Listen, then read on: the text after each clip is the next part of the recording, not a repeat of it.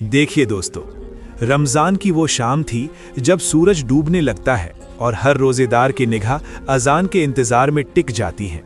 मगर एक छोटी सी झोपड़ी में इफ्तार के नाम पर सिर्फ एक गिलास पानी रखा था और उस पानी के सामने एक बेवा माँ बैठी थी जिसके हाथ कांप रहे थे और आंखें बार बार अपने बच्चे की तरफ देख रही थी, क्योंकि बच्चा भूखा था और माँ के पास उसे देने को सब्र के सिवा कुछ नहीं था। उस माँ का नाम था रुखसाना। चेहरे पर गरीबी की लकीरें थीं, मगर दिल में अल्लाह पर यकीन अब भी जिंदा था। शौहर को गुजरे 2 साल हो चुके थे और इस घर में अब सहारा नहीं था, सिर्फ दुआ थी। उसका बेटा था अयान, उम्र बस 8 साल, लेकिन उसकी आंखों में सवाल 80 सालों जैसे थे। अयान ने उसी सुबह सहरी में सिर्फ पानी पिया था और फिर भी उसने कहा था, अम्मी आज मैं पूरा रोज़ा रखूंगा, अल्लाह खुश होगा। रुखसाना ने तब मुस्कुराकर उसका माथा चूमा था, मगर अंदर ही अंदर वो डर गई थी। आज इफ्तार में अगर कुछ नहीं हुआ तो ये बच्चा कैसे संभलेगा। दिन ढलने लगा। रुखसाना ने घर की अलमारी खोली। एक कटोरी में 2 चम्मच आटा और आधी चाय पत्ती के सिवा कुछ नहीं। वो पड़ोस में गई, मगर दरवाजे बंद थे।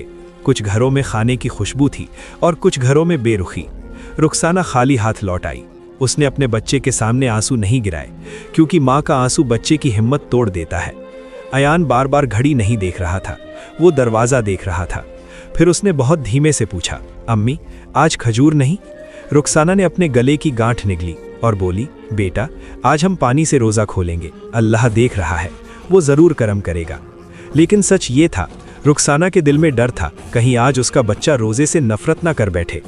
अचानक दरवाजे पर दस्तक हुई, इतनी हल्की जैसे कोई अपनी मौजूदगी का एहसास भी शर्म से करा रहा हो।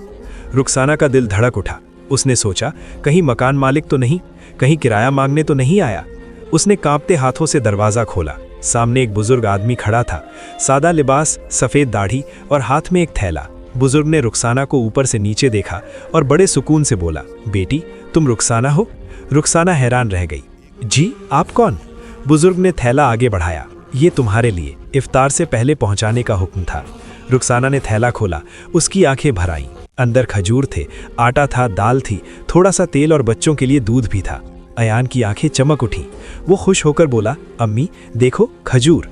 रुखसाना ने तुरंत पूछा, बाबा जी किसने भेजा है? बुजुर्ग कुछ पल खामोश रहा, फिर बोला, जिसने भेजा वो अपना नाम जाहिर नहीं करना चाहता। और फिर उसने एक बात कही जो रुखसाना के दिल में उतर गई।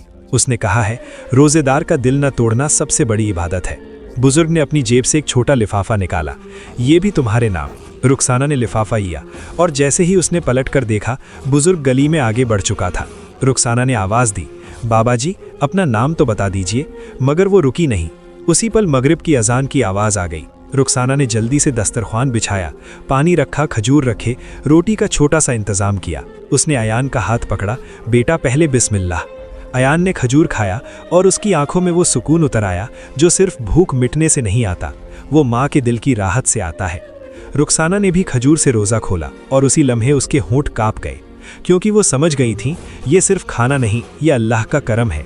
इफ्तार के बाद रुखसाना ने वो लिफाफा खोला। अंदर एक चिट्ठी थी, स्याही थोड़ी पुरानी, लफ्ज़ बहुत भारी। चिट्ठी में लिखा था, रुखसाना मैं वो शख्स हूँ जिस पर तुम्हारे शौहर ने कभी एहसान किया था।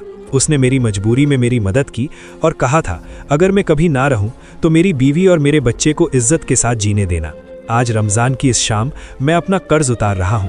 नाम मत पूछना, बस दुआ करना कि अल्लाह मेरे गुनाह माफ़ करे।